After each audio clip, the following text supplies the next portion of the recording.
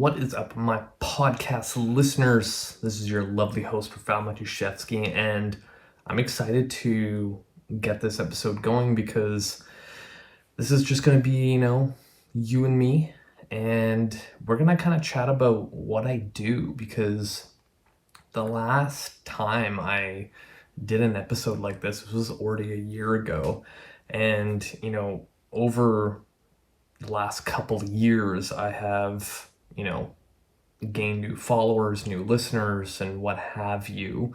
And it's always kind of good to bring up my whole story, bring up my whole, what am I currently doing with people in the fitness and health industry.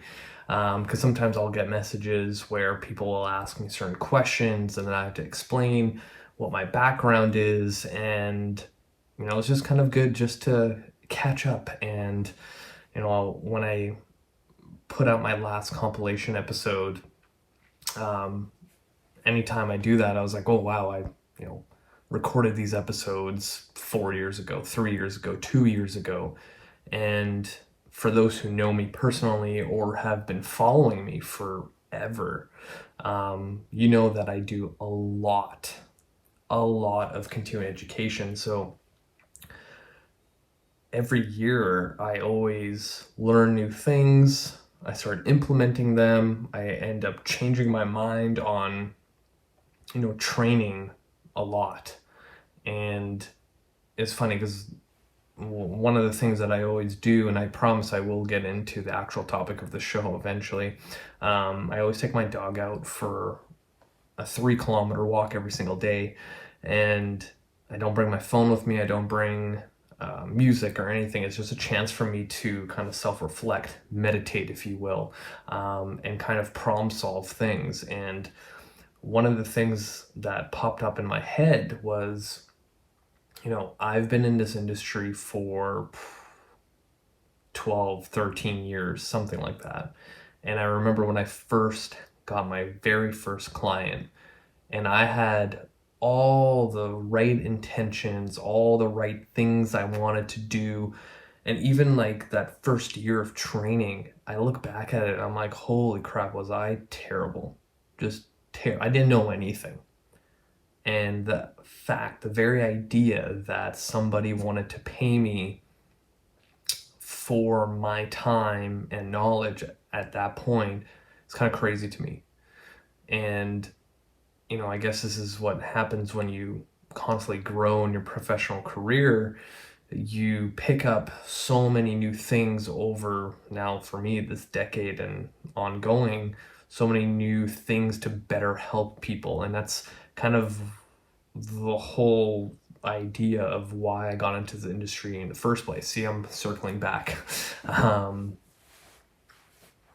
I just kind of started thinking like, wow, I can't believe people actually trusted me at that point. And if I was able to go back in time and train those people, I would have given them so much more. But, that's kind of how life is, I guess, in this fitness industry. But I don't really know where I'm going with that, but it's just a random thought that I had that I wanted to take out of my head and share with you guys. But for those who don't know, for those who just started following me, for those who started listening to my podcast 3 months ago, 6 months ago, a year ago, I've been in this industry for a long time. And like I mentioned, every year I spend a lot of money on courses and conferences and books and things like that to further my skill set in order to help more people. And one of the biggest things that I've learned doing that is that every time I just reflect from a year ago, I'm like, holy crap, I can't believe I used to do that. If I don't have one of those thought processes where I'm like, oh my God, I can't believe I used to do this, then I'm not progressing in the right amount of time. And any new coach that I mentor, I tell them the same thing. If you can't reflect over the last year and go, I can't believe I used to do that. I can't believe, I used to program like this, or I used to coach this exercise with these specific words when I do this now, or I can't believe my sales pitch used to be this, like there's always things to improve. So if we flash back or go back in time 12 years ago, or even actually a little before that, my whole story kind of started where, I was the typical overweight person. I used to weigh over 200 pounds and felt really down, felt trapped, felt like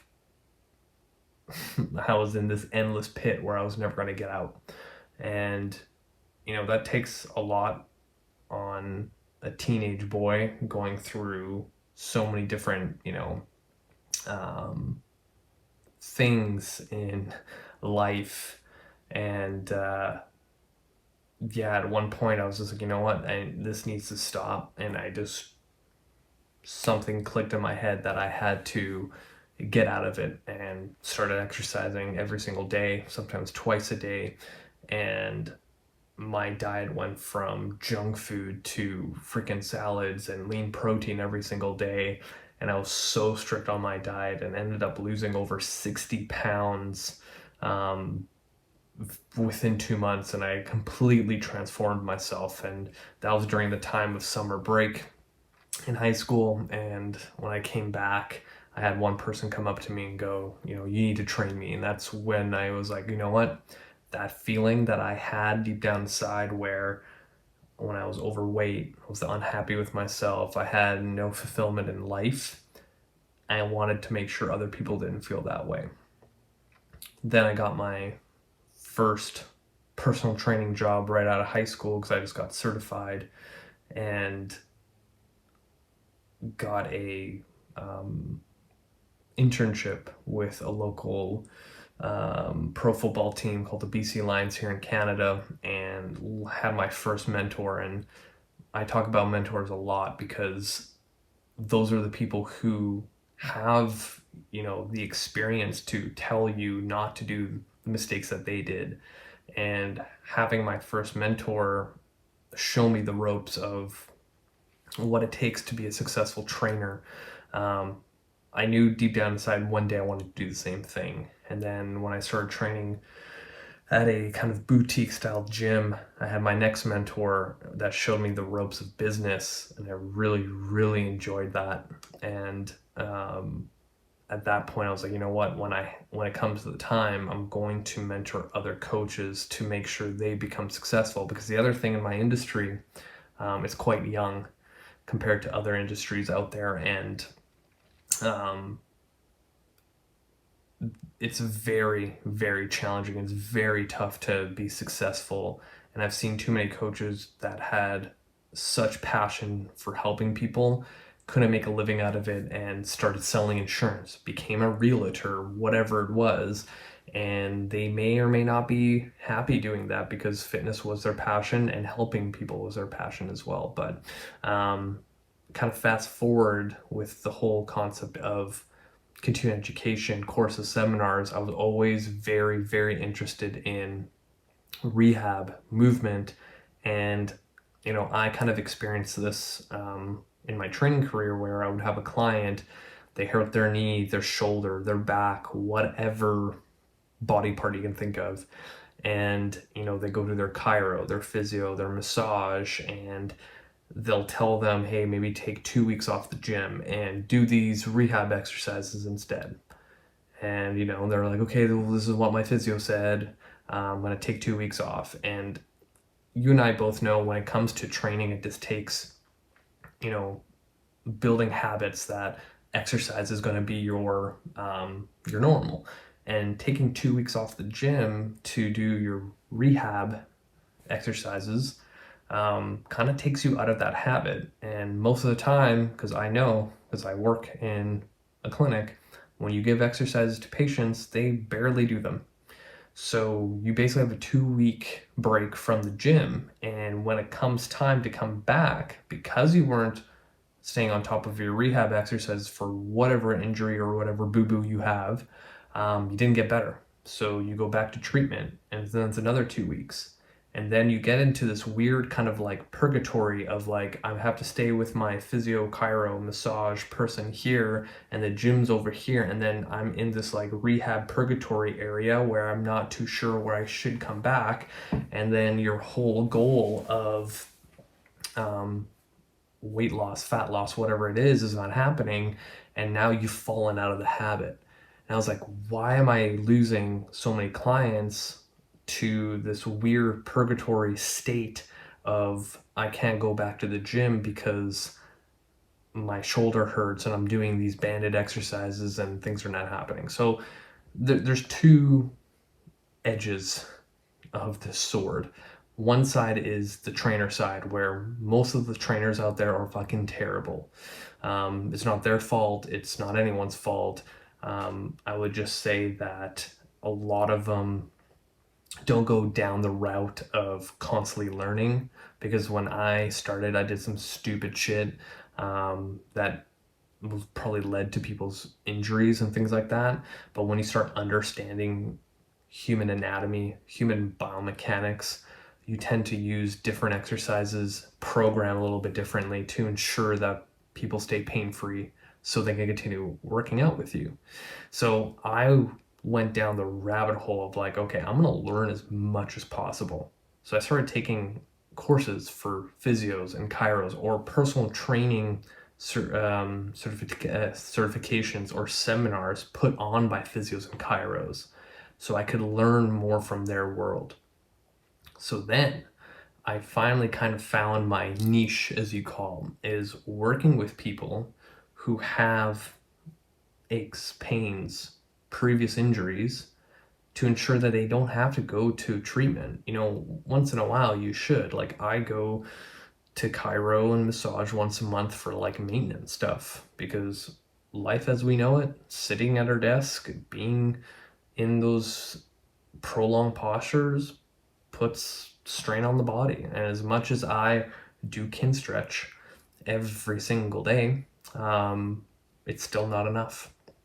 So that was kind of the direction I went to. And with that kind of experience, when I got exposed to the company I work for right now, Restore Rehab and Wellness, which is a multidisciplinary clinic with trainers, that was kind of the bread and butter of what I do. And with my experience of like opening up my own gym and having that business sense, I kind of fell into running the whole show. So to kind of speed walk through my whole career, starting as an overweight kid in high school, losing a bunch of weight, training general population people to lose weight as well, figuring out that people injure themselves and I should know that stuff too. I now run a clinic with chiros, physios, kinesiologists, a naturopathic doctor, a medical doctor, counselors, I think I named everybody, and trainers. So I kind of naturally fell into that role of a leader and running a business and still seeing clients. So before even getting into that whole story, I got fascinated with Dr. Andrew Ospina's work from Functional Anatomy Seminars. And if you're a trainer listening to this, or a person who is interested in training and movement, definitely go check Dr. Andrew Ospina and Functional Range Systems, because it's some of the best courses I've ever taken in my life. So with those courses under my belt, I was able to utilize a system called Kinstretch and utilize those principles to my clients' programs. And I've seen huge improvements in quality of tissue, quality of their joints, and the quality of their workouts. And I tend to get a lot of people who just came off of an ACL reconstruction, or they tore something, or they've seen so many different practitioners and things have not been feeling better and everything hurts, or they've had so many different freaking surgeries and they're just looking to move once again. So I get really complicated cases, probably the last 2 to 3 years, and I'm happy to report that all of them have been moving and feeling better. So kind of what I do now is run a clinic, see clients not only in the gym, so I still train clients in the gym, and then I also do a lot of rehab work utilizing Kinstretch. But the way I kind of look at it is like, if I can take somebody, and this is the interesting thing because I've been in this industry now for over a decade. And when I first started, I didn't really have a lot of people where things hurt. And I think it's because of two things. Number one, 10 years ago, when someone had a sore shoulder, sore back, they still kind of had that mindset of like, no pain, no gain. If I have to go to the gym and my knee hurts, I'm just going to put a knee brace on that and I'm going to squat it out and hope for the best.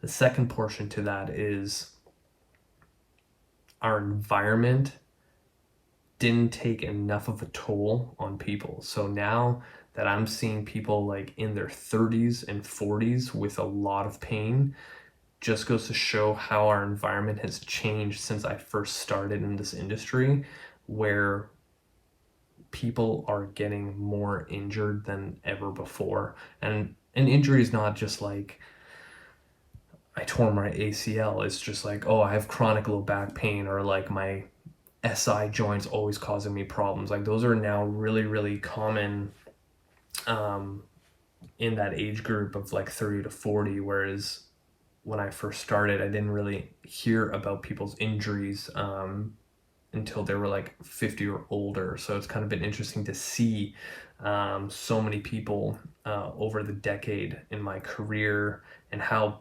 the clientele's kind of evolved. And now I think the other portion to it as well is clients now are more educated.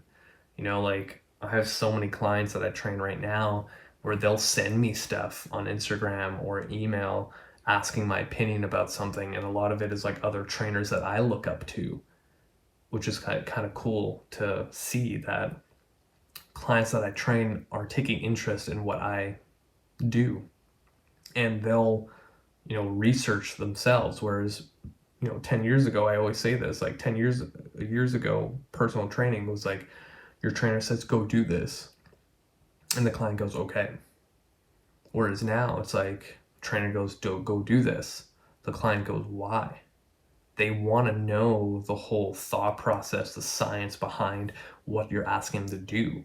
Or like if you bring up like, okay, we're going to go through this training protocol in your programming because of X, Y, and Z. And then they're like, okay, that sounds really cool because Y says this thing that you just mentioned, and I'm really interested to see how that works when I do this workout. Like they're genuinely interested because they've been now more educated. And I think in the last 10 years, there's been a lot of shitty fitness stuff that has gotten a lot of like traction online and stuff like that. So a lot of times clients will, you know, ask their trainer. And I think the other, I guess a third factor is that a lot of times clients will go to their trainers for like medical stuff when they should be going to see a doctor or a chiro or a physio or whatever it is. Like, oh yeah, like every time I do this thing, I get a sharp pain here. Like, what do you think that is? Fuck, I don't know. Like, go see somebody to get that tested. But what I do today is I make people move and feel better. I get them pain-free, and I get them to a point where they can see performance improve in the gym. So a lot of times I will get somebody that has been active their whole life and loves going to the gym, but their shoulder, no matter what they do in their program, it gets to a point where it flares up. So it's like, okay, well, let's test what your shoulder is able to do. And this is where Kinstretch comes into play, where what is your capacity of your shoulder joint? And a lot of times when I put people through a thorough assessment, which is like another foreign thing to a lot of people, is when they've gone to other trainers, they've never been through an assessment. And if it is an assessment, it's like, how many push-ups can you do? how fast you can run on a treadmill and some other cardiovascular endurance muscular test, but it doesn't give you any insight to what your body is capable of doing. So when I do sorry, so when I do an assessment with somebody and I test their, shoulder mobility, they're like, no one's ever done this. So the funny thing is, like, every time I do an assessment and we get into the more active component, and I tell people, like, okay, out of 100% of your, like, out of 100%, and 100% is the best shoulder in the world, where does your shoulder feel today in this assessment? And I usually get an answer from 20 to 40%. And then when I explain to them, I'm like, okay, well, say you have a 40% shoulder. The reason why your shoulder hurts after training is because you're asking a 40% shoulder to do like 80 to 100% things in the gym. So with that 40% shoulder, when you're trying to press overhead, you don't have the capacity to do that. And your body will compensate movement. It will compensate and compensate as much as possible in order for you to do the movement, but all the other things that are compensating for are not built for that, and eventually something will go, and then people are like, oh yeah, the front of my shoulder is super sore every time I go to the gym now. So what I do is try to figure out what's the cause of that and increase the capacity of that. So a lot of times, say you're a power lifter, or you're a person that really likes to bench press and squat and deadlift, guaranteed one of the reasons why your numbers are not improving is because your joint of your hip, of your shoulder, of your elbow, of your wrist, of your knee, of your ankle, whatever joint you can think of, is probably the reason why your numbers are not increasing. You could follow the most, best written powerlifting program, whatever it is out there, but you're going to hit a plateau eventually. There are some outliers out there that move so well, they're blessed with like really great joints, but at the end of the day, you're not that outlier. At the end of the day, you're probably just built a little bit differently. You have a different anatomy than those outliers, like the guys who fall into CrossFit and they do well at it. But for the most part, everybody has something they need to work on. So a lot of times when, and I've had this happen, like powerlifter comes into my clinic room and I put them through an assessment and their hip internal rotation is like 2 degrees. And I'm like, so you're telling me your low back hurts when you squat heavy, right? They're like, yeah. I'm like, do you feel this? They're like, yeah, I feel super jammed up and like I can't move it. I'm like, this is why. And they're like, holy crap, no one's ever told me this. It's like, sometimes, and then this is what I explain to people in my assessment is like, okay, we're gonna go for the lowest hanging fruit, whatever like pops out on this assessment, that's what we're gonna attack. So in this example, okay, hip internal rotation, come in and see me. We're gonna attack hip internal rotation and build you a better hip. A lot of times people don't understand that, right? Like, yes, eventually your squat or deadlift will get better under training load and volume and accessory movements and stuff like that. But if I only have access to 40% of my hip, I'm only going to get 40% of what I'm putting into. Now imagine if I... All right, so my camera shut off for some reason. But yeah, like say that your deadlift got to 400 pounds and for the last 4 months, 5 months, you've been like trying to get past 400 and you just can't do it. At a certain point, you just need more capacity at those joints to provide more force. And that's what I do. So not only does Kinstretch help with someone who tore the rotator cuff or rolls their ankle a bunch of times or tore their ACL, but from a performance standpoint, I can make someone lift more weight by utilizing Kinstretch. And You know, when you search up kin stretch, it's a bunch of people lifting their legs up off the ground. Everyone's making angry faces. But at the end of the day, it provides better quality tissue. When I have better quality tissue and functioning joints, then I can move things around my environment like a barbell a lot more effectively. So that's what I try to do is, one, make someone pain-free, two, make their body move better, and three, increase their performance in the gym. When I have those three things, no matter what your goal is, it's going to get there. If your goal is fat loss, 100% that's going to help, because if I can make sure that you're pain-free, you're not going to miss a day in the gym because your knee hurts. If your goal is to run faster, then giving you more hip extension when you have none is going to make you run faster. If your goal was to run a full marathon and you have really floppy ankles that always roll over, then giving you better ankle dorsiflexion and probably big toe dorsiflexion and like hip stability is going to make you run further without any kind of aches and pains.